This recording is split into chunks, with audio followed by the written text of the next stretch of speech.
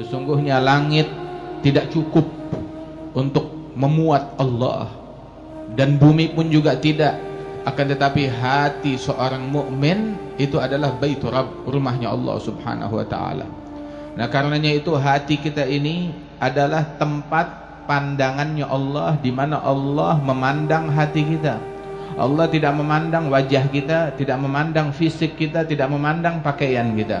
Tetapi yang dipandang oleh Allah Subhanahu wa taala adalah hati, sebagaimana disebutkan di dalam hadis oleh Nabi Muhammad sallallahu alaihi wasallam, "Innallaha la yanzur ila suwarikum wa la ila ajsamikum, innama yanzur ila qulubikum." Yang ditatap adalah hati. Sebagaimana kita malu kalau wajah kita ini ada kotoran di wajah kita, kita malu ketemu orang. Ya, bahkan beberapa orang kalau ada jerawat tumbuh dia malu, minder. Bahkan lagi kalau seandainya ada terkena tinta di wajahnya, dia malu. Maka bagaimana halnya hatinya tatkala dia gunakan menghadap Allah, sebab hati itu yang dilihat oleh Allah Subhanahu wa taala. Tidakkah seseorang malu ketika Allah menatap kepada hati orang tersebut, didapati di dalam hatinya ada dengki, ada iri, ada cinta kepada hal-hal duniawi, ada riya, ada ujub, ada banyak penyakit hati. Ketahuilah, penyakit hati itu lebih dahsyat daripada penyakit badan. Apa penyakit badan yang paling parah? Kanker. Kanker, orang begitu meninggal dunia udah sembuh kankernya, nggak perlu ke dokter lagi, nggak perlu ke dokter, nggak perlu nebus obat, nggak perlu kemoterapi lagi, udah sembuh, selesai sudah kalau sudah meninggal dunia. Tetapi penyakit hati justru kematian bukan akhir dari penyakit hati. Kematian adalah awal dari akibat yang diterima oleh seseorang yang hatinya sakit.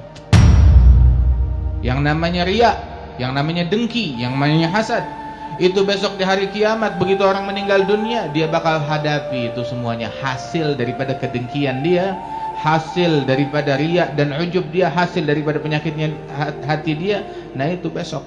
Karenanya itu beruntung orang yang membersihkan hatinya.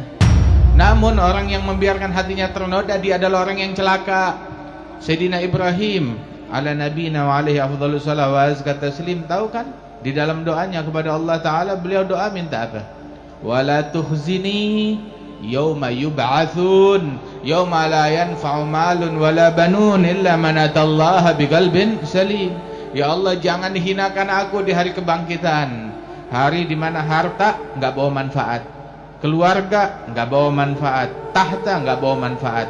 Kesian orang yang menyangka bahwasanya tahta, anak ataupun juga harta bisa nolong dia besok di hari kiamat. Lah, enggak bisa nolong dia besok di hari kiamat. Illa, kecuali man atallaha biqalbin salim, yang selamat dari kehinaan, dari kehancuran adalah orang yang datang menghadap Allah membawa hati yang selamat. Artinya, kalau hatinya enggak selamat, itu yang hancur, itu yang celaka. Manakala hati enggak selamat, enggak ada gunanya. Wa in kan mulkul ardi fi qabdati yaddi. Barang siapa yang datang membawa hati yang cacat, enggak ada gunanya walaupun dia datang menghadap Allah membawa kerajaan langit dan bumi. Tapi hatinya kotor, belepotan dengan dengki dan iri, waliyadzubillahi min dzalik.